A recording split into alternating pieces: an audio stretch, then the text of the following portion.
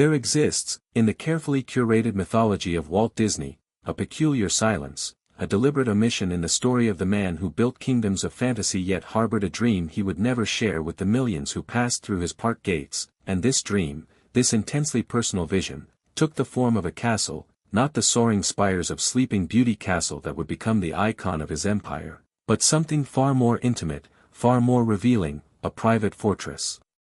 Tucked away in the hills above Los Angeles, a place where the maestro of public imagination sought to retreat from the very world he had enchanted, and the question that haunts this hidden chapter is not simply why Walt Disney built a secret castle, but why, after pouring his obsessive attention to detail into its design, after embedding it with the same meticulous craft he demanded of his animators and Imagineers, did he choose to keep it veiled, to never invite the public into this particular dream. And what does this silence, this architectural secret, reveal about the man behind the mouse, about the cost of building magic for others while yearning for a magic of one's own? In the summer of 1949, as Disneyland existed only as sketches and half-formed ambitions, Walt Disney purchased a secluded parcel of land in the rugged terrain of Holmby Hills, a 17-acre estate that climbed into the chaparral-covered slopes where the city's noise dissolved into the whisper of canyon winds, and here, away from the prying eyes of Hollywood columnists and the endless demands of his studio, he began to construct something that would never appear in any press release, never grace the pages of Life magazine, never become part of the official Disney narrative that was already, even then, being carefully scripted and controlled. The man who stood on that hillside, surveying the wild land that would become his hidden sanctuary, was not yet the cultural titan whose name would become synonymous with childhood wonder, but rather a 47-year-old filmmaker riding an unstable wave of success and anxiety, a creative genius whose studio had survived near bankruptcy during the war years, whose animators had struck against him in 1941 in a bitter labor dispute that shattered his paternalistic vision of one big happy family, whose relationship with his own brother and business partner Roy had grown strained under the weight of financial pressures and divergent visions, and whose obsessive perfectionism had begun to alienate even his most loyal collaborators, and perhaps it was precisely this accumulation of conflicts, this growing chasm between the public Disney and the private Walter Elias Disney, that made the idea of a hidden castle so appealing, so necessary. What did Walt Disney envision when he stood on that hillside, the Los Angeles basin spreading below him like a vast stage set, the very city that had enabled his dreams now feeling like a cage of expectations and obligations?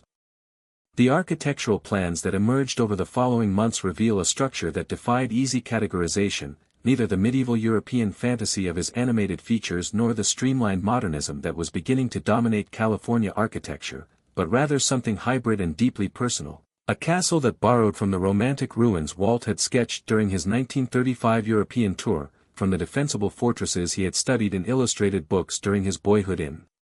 Marceline, Missouri, from the very animated backgrounds his studio artists had created for films like Snow White and Pinocchio, yet rendered in stone and timber and glass, made real, made habitable, made his. The design incorporated towers that rose asymmetrically from the hillside's natural contours, their stone walls quarried from the property itself, giving the structure an organic quality as if it had grown from the earth rather than been imposed upon it, and these walls, thick and solid, spoke to something deeper than aesthetic preference, suggesting perhaps a desire for protection. For boundaries, for a clear demarcation between the world outside and the sanctuary within, and isn't it striking that a man whose genius lay in dissolving boundaries, in making audiences forget they were watching drawings on celluloid, in creating spaces like Disneyland where reality and fantasy merged seamlessly, would desire for himself such definite separation, such emphatic privacy? The construction phase, which began in earnest in 1950 and would continue intermittently for years, was conducted with a secrecy that bordered on paranoia, with contractors required to sign strict confidentiality agreements, with materials delivered during off-hours, with Walt himself often appearing on site unannounced to inspect progress and make endless modifications, his legendary perfectionism finding new expression in the mortaring of stones, the hanging of hand-hewn doors, the installation of leaded glass windows that caught the California light and transformed it into something that might have illuminated a medieval scriptorium, and the workers, many of whom had never worked on anything remotely resembling a castle, found themselves subject to Walt's exacting standards, his insistence that every detail, even those that would never be seen by anyone but himself and his immediate family, had to be executed with the same level of craft that went into a background. Painting for Fantasia had to possess what he called the integrity of the thing itself, as if the castle were not merely a building but a character in a story only he could fully comprehend. But who was this castle truly for? The official explanation, the one that circulated among the small circle of confidants who knew of its existence, was that Walt wanted a family retreat, a place where he and Lillian and their daughters Diane and Sharon could escape the pressures of Hollywood, could live out some version of the simpler, more rural life that Walt romanticized from his Missouri childhood, and there's truth in this, certainly, as evidenced by the extensive gardens Walt planned, the stables for horses, the winding paths designed for leisurely walks, the great hall with its massive fireplace where family could gather. Yet this explanation feels incomplete, too innocent, too uncomplicated for a man whose psyche was as layered and complex as the multiplane camera he had invented to add depth to his animated worlds. The castle, as it took shape stone by stone, began to reveal other purposes, other meanings, and those who worked on it noticed peculiar features that suggested Walt's vision extended beyond simple family comfort, a tower room accessible only by a narrow spiral staircase, designed as a private studio where Walt could draw and think in complete solitude, a library with walls lined in dark wood, its shelves waiting to hold not just books but the vast collection of fairy tales and folklore that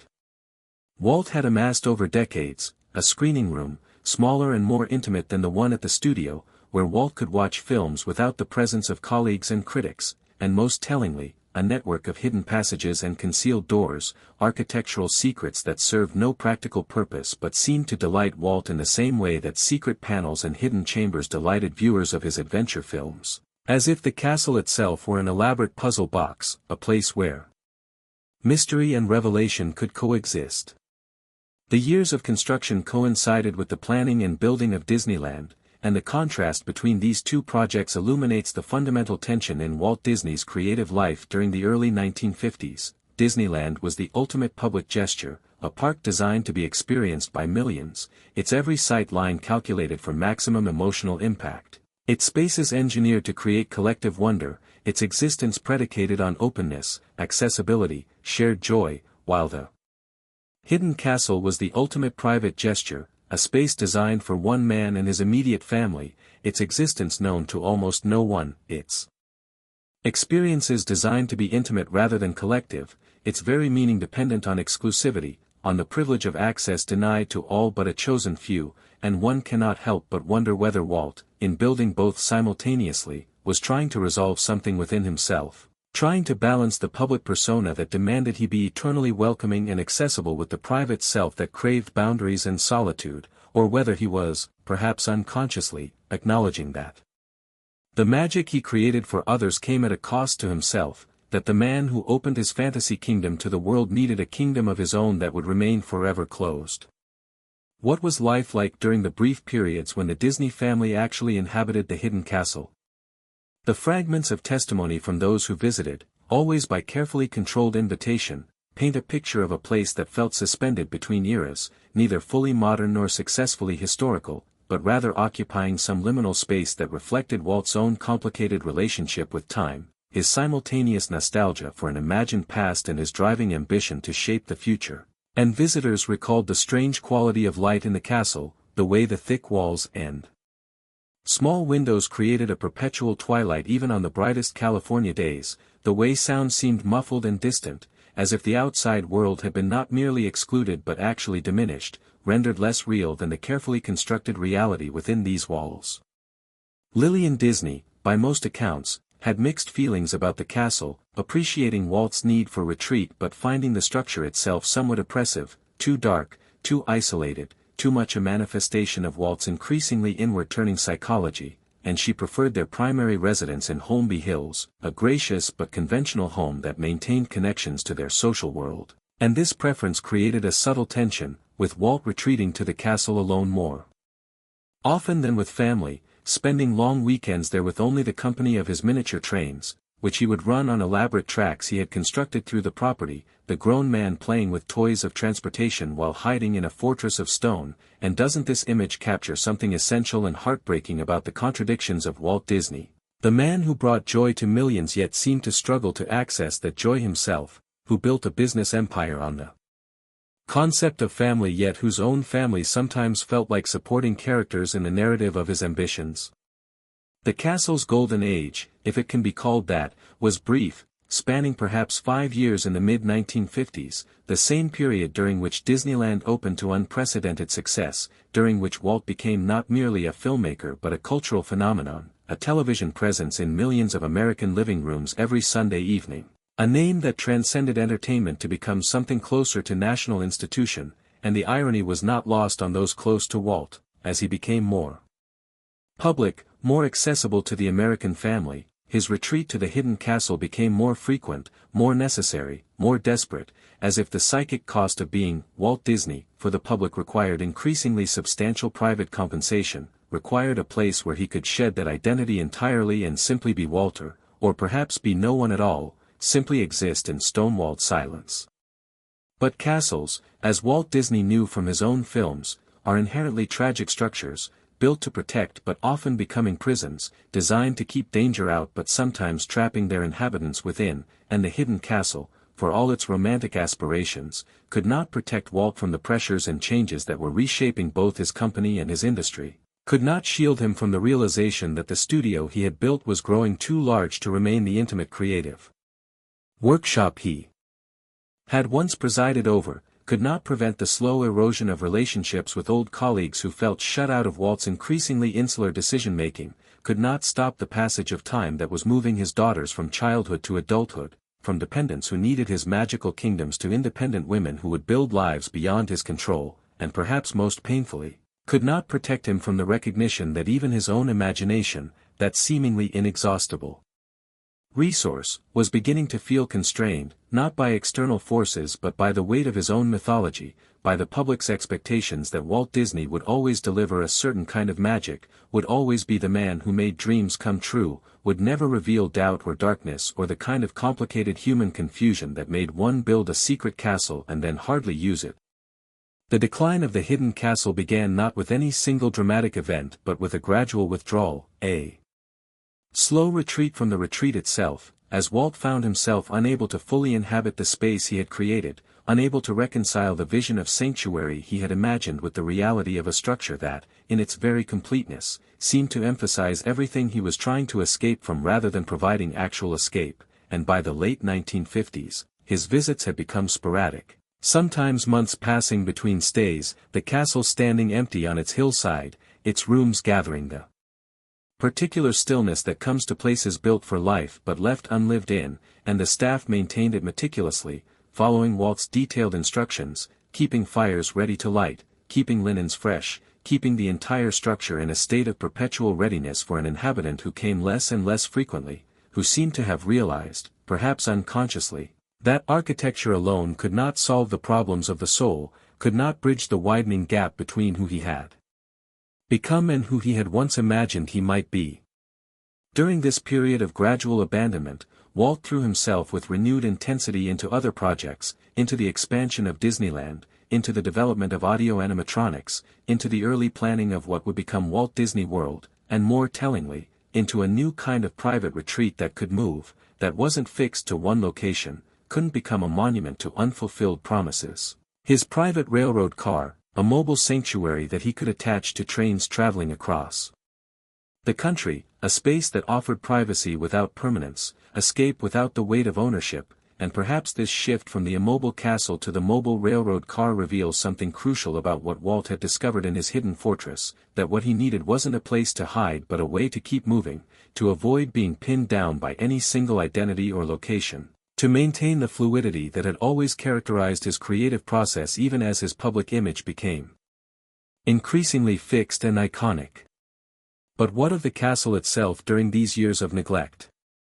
The building did not crumble or decay, maintained as it was by hired caretakers, yet it underwent a more subtle transformation, shifting from a home that happened to be empty to a monument that had never quite been a home, its rooms taking on the quality of a museum dedicated to an exhibition that never opened, and the few people who visited during this period, always with Walt's explicit permission and usually on some practical errand, reported an atmosphere of profound melancholy, a sense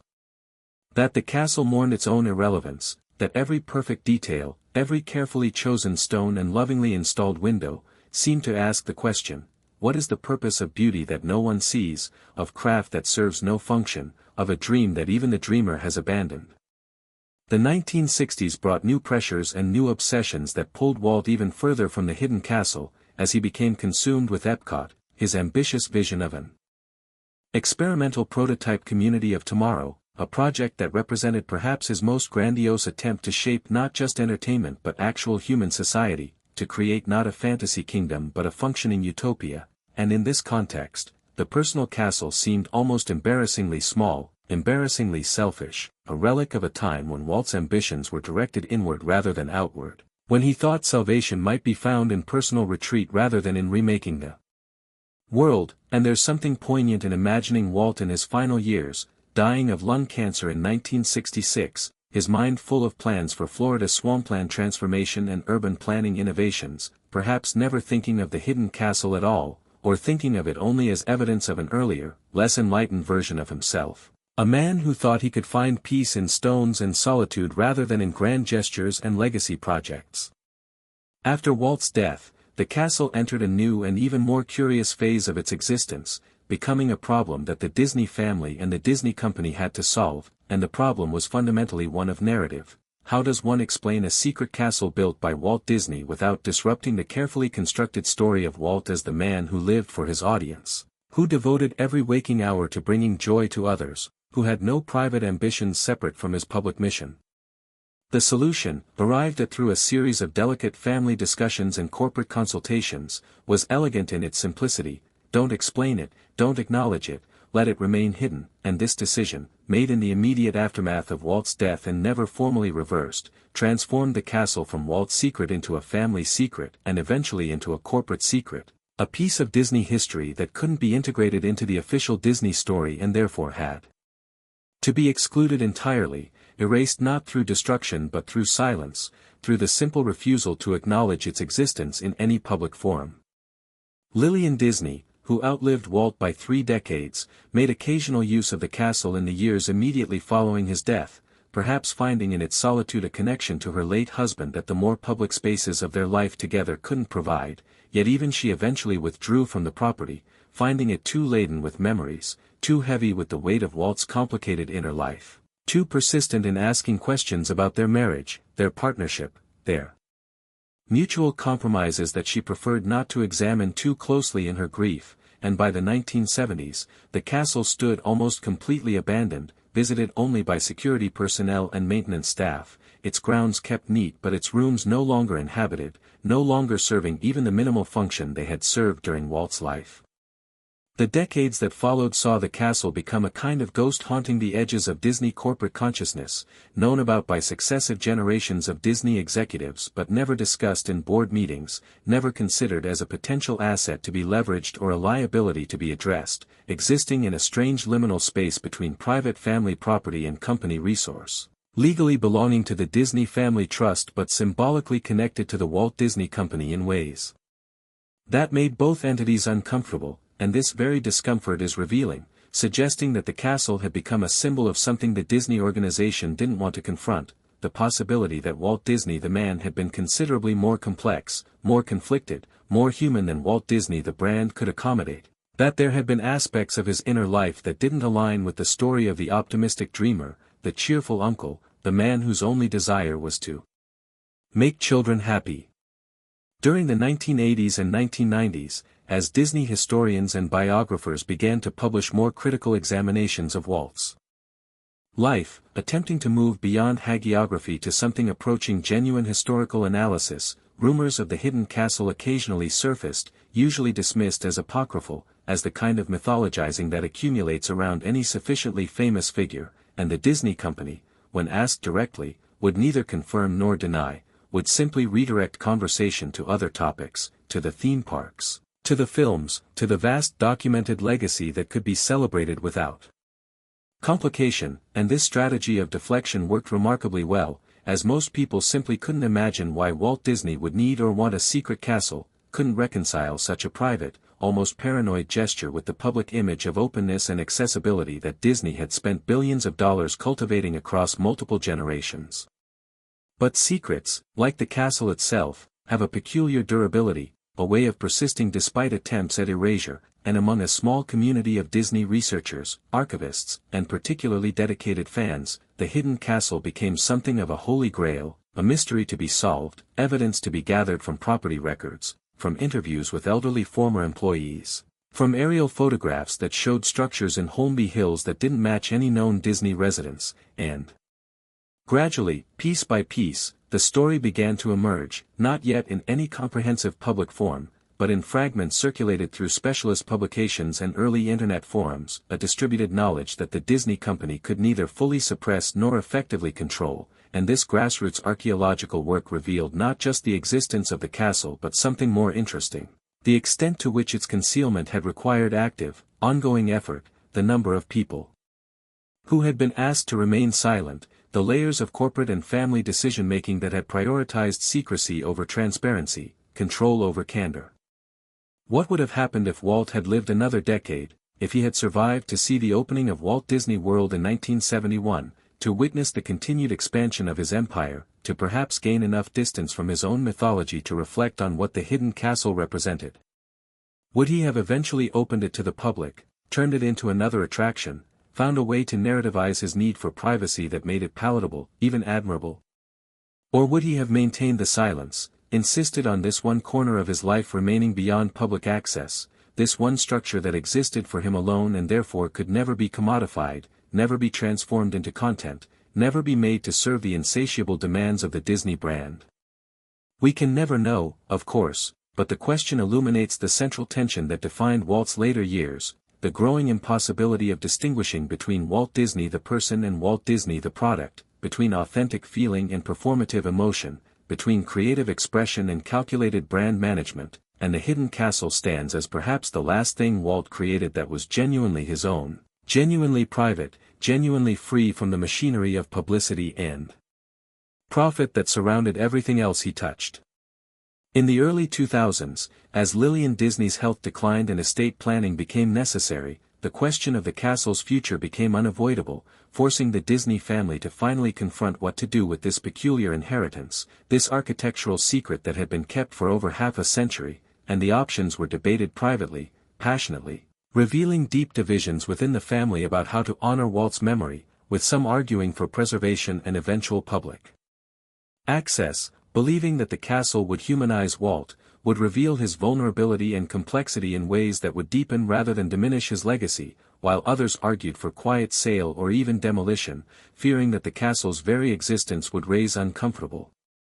questions about Walt's psychology, about what he was hiding from, about the gap between his public promises of magic and his private reality of isolation, and these debates, conducted behind closed doors and carefully shielded from media attention, represented in miniature the larger cultural conversation about how we remember and honor complicated figures, about whether we can acknowledge the full humanity of our heroes without destroying their capacity to inspire.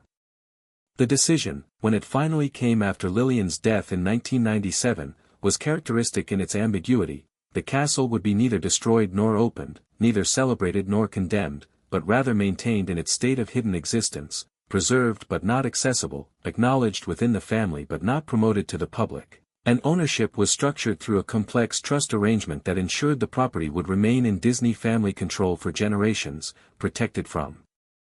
both public scrutiny and corporate exploitation, a permanent monument to the right of even the most public figures to maintain some portion of their lives beyond the reach of public consumption. And while this solution satisfied no one completely, it perhaps came closest to honoring what the castle had always been: a place apart, a refuge from narrative, a structure that refused easy interpretation or simple meaning. Today, in 2025, the hidden castle still stands, still occupies its hillside perch above Los Angeles, still maintains its silence, and the small number of people who know of its existence with certainty are bound by legal agreements and family loyalty to maintain that silence. Yet the castle has increasingly become what all hidden things eventually become in the digital age: a subject of speculation, of investigation, of attempted documentation by drone cameras and satellite imagery, of endless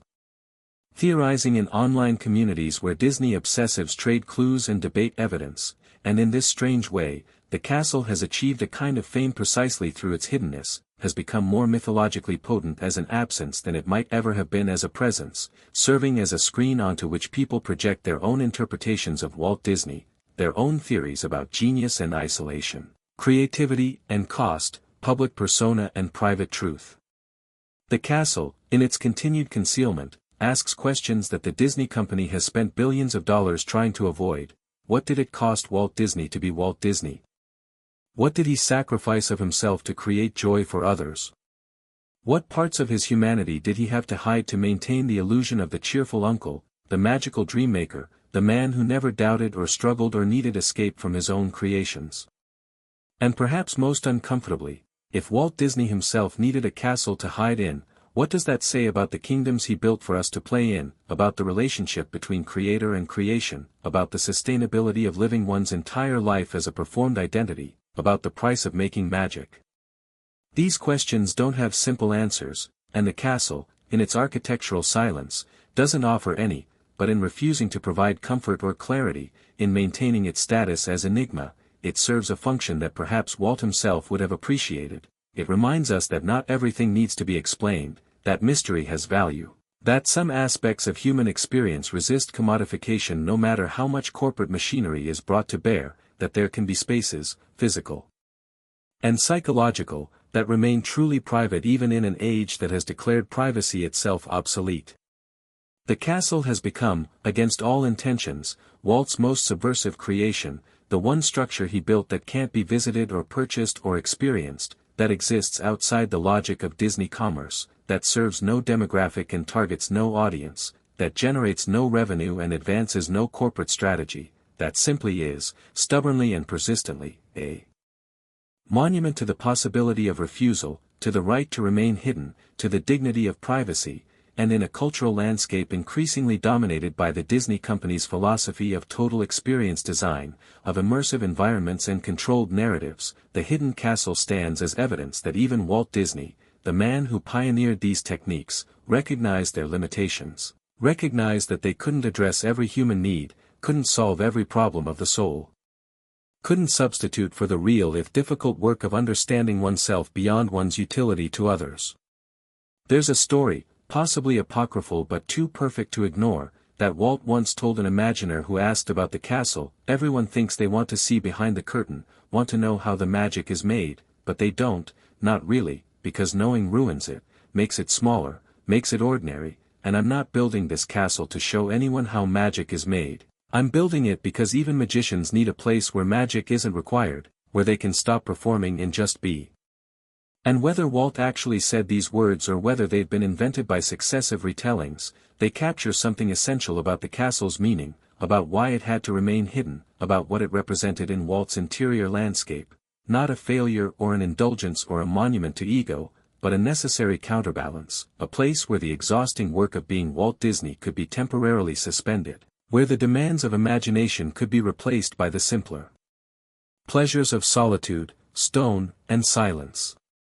The physical structure itself, based on the limited descriptions available from the handful of people who have seen it, reflects this contradiction between grandeur and intimacy, between the monumental and the personal, with public spaces like the Great Hall that could accommodate dozens of guests but private spaces like the Tower Study that could barely fit a desk and chair, with elaborate stonework and fine craftsmanship in its construction but a deliberate roughness in its aesthetic, a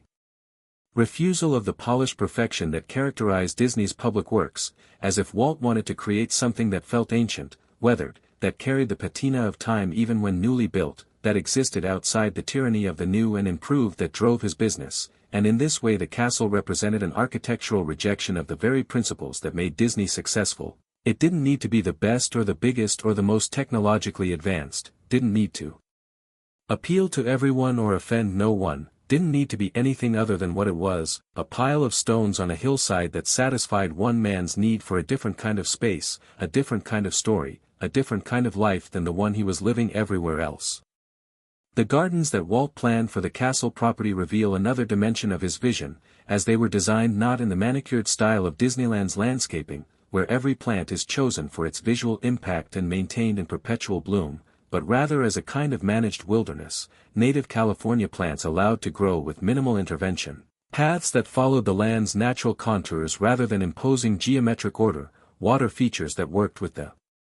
hillsides' drainage rather than requiring elaborate pumping systems, and this approach to landscape design, so different from Walt's public work, suggests that he understood on some level that his perfectionism, his need to control every detail, was both his genius and his burden, was the source of his success and the cause of his exhaustion, and that the castle represented an experiment in letting go, in allowing imperfection, in accepting that not everything needed to bear the Disney touch. And perhaps this is why he ultimately couldn't fully inhabit the space, because letting go, accepting imperfection, releasing control were skills he had never developed, were fundamentally incompatible with the psychological makeup that had driven him to build an empire in the first place. The irony, of course, is that the hidden castle has become part of Walt Disney's story despite all efforts to keep it separate, has been absorbed into the mythology it was meant to escape, has been interpreted and reinterpreted by historians, biographers, psychologists, critics, fans, each bringing their own frameworks and agendas, each finding in the castle's silence confirmation of their own theories about Walt Disney. And he is variously seen as controlling and paranoid, sensitive and misunderstood, visionary and delusional, generous and selfish, and the castle serves as evidence for all these interpretations and none of them, being ultimately too ambiguous, too resistant to simple meaning, too genuinely mysterious to settle any argument definitively, and perhaps this ambiguity is itself the castle's greatest gift, its refusal to provide easy answers, its insistence that Walt Disney was more complicated than any single narrative can capture, that human beings contain multitudes, that we can be simultaneously the person who builds Disneyland and the person who hides in a castle, the person who opens their imagination to millions and the person who desperately needs to close the door, and these contradictions don't need to be resolved or explained away but simply acknowledged, accepted, honored as the complex truth of human existence. For those who have dedicated themselves to understanding Walt Disney, to piecing together the full picture of his life and work, the hidden castle represents the ultimate challenge, the piece of the puzzle that doesn't quite fit, that disrupts the smooth narrative of either hagiography or condemnation, that insists on nuance and contradiction. And in this way it has become perhaps the most important Disney structure never seen by the public, more revealing in its absence than any amount of presence could be, more eloquent in its silence than any amount of official explanation, because it embodies the thing that corporations like Disney have the hardest time acknowledging, that human beings are irreducible, that they can't be completely understood or completely explained, that there will always be rooms we don't enter, towers we don't climb, aspects of identity that remain hidden not out of shame or deception but simply because hiddenness is sometimes necessary, sometimes healthy. Sometimes the only way to maintain sanity in a world that demands total transparency, total accessibility, total performance. What would Walt Disney make of our current moment, of a culture that has taken the principles he pioneered, total environment design, immersive storytelling, the blurring of reality and fantasy, and extended them far beyond anything he imagined, where people live their lives as curated performances on social media, where privacy is seen as suspicious and secrecy as synonymous with guilt, where the boundary between public and private has been so eroded that the very idea of a hidden castle seems not just unusual but almost incomprehensible, even offensive. Would he see the castle as a relic of a bygone era when such refuges were still possible, or would he see it as prophetic, as evidence that he understood earlier than most that the world he was helping to create, a world of constant entertainment and perpetual public presence, would become unbearable without countermeasures, without protected spaces, without the possibility of withdrawal? We can imagine him in the castle's tower room, looking out over Los Angeles, watching the city spread and grow, watching his own dreams become brick and steel and corporate structure, watching himself become an icon, a brand, a symbol that was simultaneously himself and not himself, that bore his name and face but increasingly had nothing to do with Walter Elias Disney the person. And perhaps in those moments he understood what he had created, understood that he had been so successful at making magic for others that he had become the magic, had been absorbed into his own creation, had ceased to exist as a person independent of his work, and perhaps the castle was his last attempt to resist this dissolution, to maintain some kernel of selfhood that wasn't public property, wasn't corporate asset, wasn't subject to interpretation and analysis and commodification, was simply his, stubbornly and finally his. The hidden castle's greatest revelation may be its demonstration that even total creative control, even unlimited resources, even the power to reshape culture itself, cannot solve the fundamental human problem of how to live, how to balance public and private, how to be both the person the world needs you to be and the person you need yourself to be, how to give generously to others without depleting yourself entirely, how to create magic without being consumed by it, and Walt Disney, for all his genius, for all his achievement, for all his undeniable success in building an empire that has outlived him by generations and shows no signs of diminishing, could not solve this problem, could only build a castle and hope that architecture could provide what psychology could not, and when the castle failed to provide salvation, failed to resolve the contradictions, failed to make him whole, he did what humans have always done with failed dreams, he walked away, left it standing empty. Moved on to new projects, new obsessions, new attempts to find or create or build something that would finally satisfy the restless need that drove him from Missouri farm boy to Hollywood mogul to secret castle builder to Florida swamp visionary, and whether this restlessness was his genius or his curse, whether it produced miracles or tragedies, whether we should admire it or mourn it, is a question each person must answer for themselves, guided by their own values, their own experiences, their own understanding of what makes a life well lived. The castle asks us to consider what we want from our heroes, from the people whose creativity and vision shape our culture, shape our childhoods, shape our understanding of what's possible, and whether we want them to be perfect, to be always generous, to have no needs of their own, to exist entirely for us and our enjoyment, or whether we can grant them the humanity we claim for ourselves, the right to be complicated and contradictory, to give much but not everything, to create spaces we cannot enter, to maintain mysteries they don't explain, to hide when hiding is necessary, and the test of our maturity, both individually and collectively, may be our ability to say yes, to say that we can love what Walt Disney created while acknowledging what it cost him, can appreciate the magic while understanding the magicians need to sometimes stop performing, can accept that the man who opened so many doors for us might need to keep one door closed, and that this doesn't diminish his gifts but rather makes them more precious, more hard-won, more genuinely miraculous because we understand they came from someone who struggled, who doubted, who needed refuge, who was human. In the end, the hidden castle stands as Walt Disney's most honest creation, the one structure he built that doesn't promise anything, doesn't sell anything, doesn't ask anything of its audience because it has no audience, exists only for itself and for the memory of a man who needed it to exist, and in a catalogue of work that includes some of the most beloved films ever made, some of the most visited theme parks in the world, some of the most successful corporate ventures in history, this modest castle on a hillside, seen by almost no one, serving no commercial purpose, generating no revenue, may be the truest expression of Walt Disney's soul, of the part of him that couldn't be merchandised or syndicated or theme-parked, that remained irreducibly private, stubbornly hidden, a final fortress against the total colonization of the self by the brand, by the mythology, by the insatiable public appetite for more. Disney magic, and the greatest magic Walt Disney ever created may not be a film or a park or even a cultural empire, but rather this, a secret that has remained secret, a mystery that has remained mysterious, a castle that has remained hidden for over 70 years, that stands today as it stood in Walt's time, apart, alone, silent, asking nothing, promising nothing, simply being, and in its being, reminding us that there are still places the cameras cannot reach, still stories that remain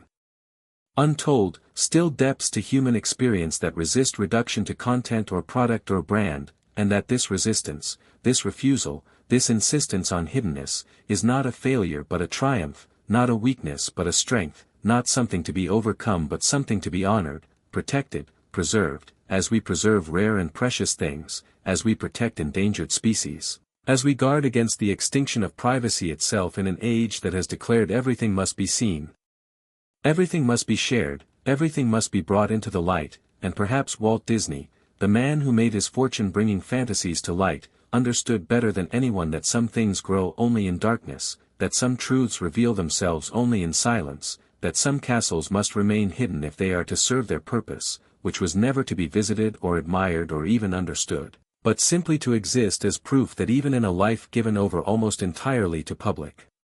performance, there could still be one place, one structure, one dream that remained entirely one's own, and that this ownership, this privacy, this hiddenness, was worth protecting at any cost, even the cost of never sharing it, never explaining it, never letting it take its place in the public story, because some stories are too personal to tell, some dreams are too fragile to expose, some castles are too sacred to open. And the man who built kingdoms for millions understood that he needed a